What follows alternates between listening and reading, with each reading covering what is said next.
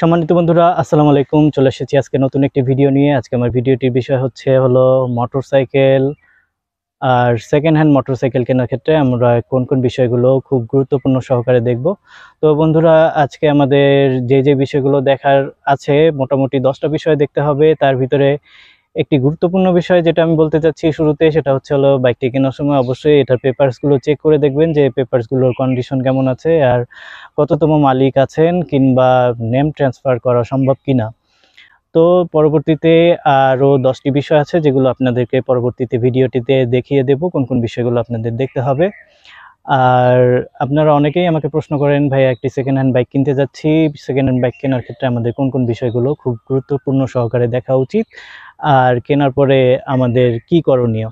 তো বন্ধুরা, আপনারা যারা সেকেন্ড হ্যান্ড মোটরসাইকেলটি কিনতে যাচ্ছেন এবং সেকেন্ড হ্যান্ড মোটরসাইকেল কেনার পরে অবশ্যই আপনারা একটি ভালো মতন সার্ভিসিং করাবেন। সার্ভিসিং করিয়ে এটার ইঞ্জিন অয়েল ড্রেন করাবেন, তারপরে ব্রেকগুলো চেক করবেন, তারপরে বল রেসারগুলো চেক করবেন। মোটামুটি যা কিছু আছে একটা মাস্টার সার্ভিসিং করিয়ে নেবেন, কেননা আপনারা জানেন না আপনার আগের যারা ওনার ছিল তারা বাইকটি কিভাবে চালিয়েছে। অনেকে হয়তো বা বাইকটি খুব ভালো মেনটেন করে তারপরে সেল করে, কিন্তু ম্যাক্সিমাম টাইমে যারা মোটামুটি চালায়, ব্রেক ধরে, এরকম হয় কোনোভাবে তারা বাইকটিকে বিক্রি করে দিলেই পারে, এরকম লোকের সংখ্যাই সব থেকে বেশি। তো আপনারা নিজেরা যেহেতু একটি শখের জিনিস কিনতে যাচ্ছেন, তো অবশ্যই বাইকটিকে কেনার পরপরই আপনারা একটি ভালো সার্ভিসিং করাবেন। এই ভিডিওটা অবশ্যই গুরুত্বপূর্ণ সহকারে দেখবেন, আর কোন কোন বিষয়গুলো দেখার আছে সেটা এই ভিডিও দেখলেই আপনারা বুঝতে পারবেন। তো বন্ধুরা, ভিডিওটা আর বড় করছি না, আসুন দেখেন এই ভিডিওটা।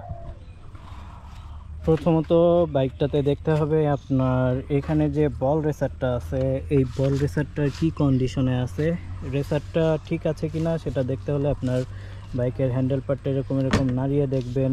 নাড়ালে এখান থেকে কটকট শব্দ হয় কিনা, তারপরে ব্রেক দিলে এটা সামনে পিছে দোলে কিনা। আর এটা হলে বুঝবেন যে আপনার বল রেসারটা পুরো ড্যামেজ হয়ে গেছে, এবং পরবর্তীতে যদি আপনি দেখেন যে খুব হার্ড হয়ে যাচ্ছে, তাহলে বুঝবেন যে এটা কিন্তু বল রেসারটা নষ্ট হয়ে গেছে। তারপরে দ্বিতীয়ত আমাদের দেখতে হবে বাইকটার সাসপেনশনগুলোর কি অবস্থা আছে। এখানে যে অয়েল সিলগুলো আছে, সাসপেনশনটা সম্পূর্ণ এরকম টান দিয়ে দেখবেন যে কি কন্ডিশনে আছে। তারপরে দেখবেন যে ক্লিন আছে কিনা, জায়গায় যদি তেল আসে তাহলে বুঝবেন সাসপেনশনে কিন্তু অয়েল সিল কেটে গেছে। আর সাসপেনশনটা যখন ব্রেক দিবেন তখন কীরকম আপ ডাউন করে সেটা খেয়াল রাখবেন। দ্বিতীয়ত আপনারা দেখবেন, এটা আসি 3 নাম্বারটা হলো গিয়ার স্পকেট থাকবে এখানে, আর এটা হচ্ছে রেয়ার স্পকেট এখানে। রেয়ার স্পকেট দেখার সময় দেখবেন চেনের কন্ডিশন কেমন আছে, স্পকেটের দাঁতগুলো কেমন আছে সেটা দেখবেন। এটা হচ্ছে আমার 3 নাম্বার গেল।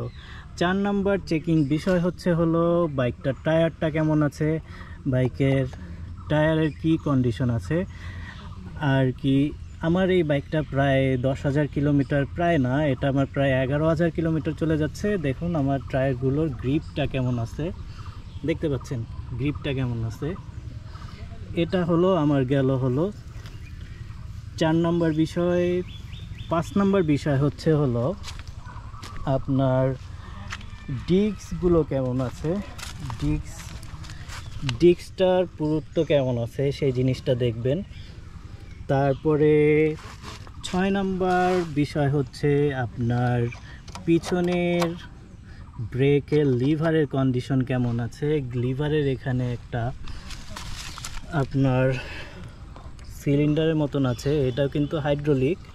আপনার এটা চাপ দিলে কি কন্ডিশন, এই যে দেখেন লিভারটা ওকে আছে। এটা আমি যখন দিচ্ছি এটা কিন্তু নিচে নেই, উপরে উঠবে না, এটা দিলে পজিশনে চলে আসছে। তারপরে 7 নম্বর বিষয় যেটা আছে, 7 নম্বর বিষয় হলো আপনি দেখবেন এই যে গিয়ার লিভারের কন্ডিশন কেমন আছে। গিয়ার লিভারটা দেখেন, এই যে আমার গিয়ার লিভারটা এই যে নিচে চাপ দিচ্ছি যাচ্ছে না, এটা আমার জোরে প্রেসার দিলেই যাবে, উপরেও কিন্তু উঠছে না, মানে ঠিক আছে।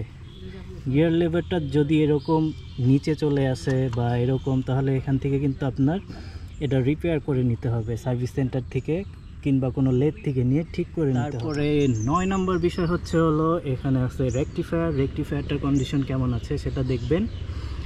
আর ইঞ্জিনের ওভারঅল কিন্তু আপনারা বুঝতেই পারছেন যে ইঞ্জিনের কন্ডিশন কেমন, ইঞ্জিনের ফ্রেমটা কেমন আছে সেটা দেখতে হবে।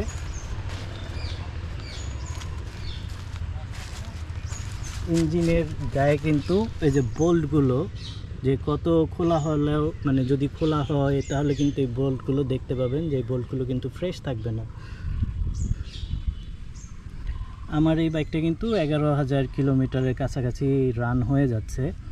তো আপনারা যে যখন সেকেন্ড হ্যান্ড বাইক কিনবেন তাহলে এই বিষয়গুলো অবশ্যই খেয়াল করবেন।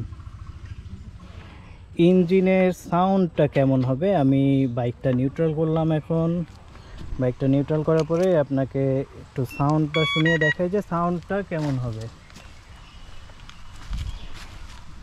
এখন আমি স্টার্ট দিলাম।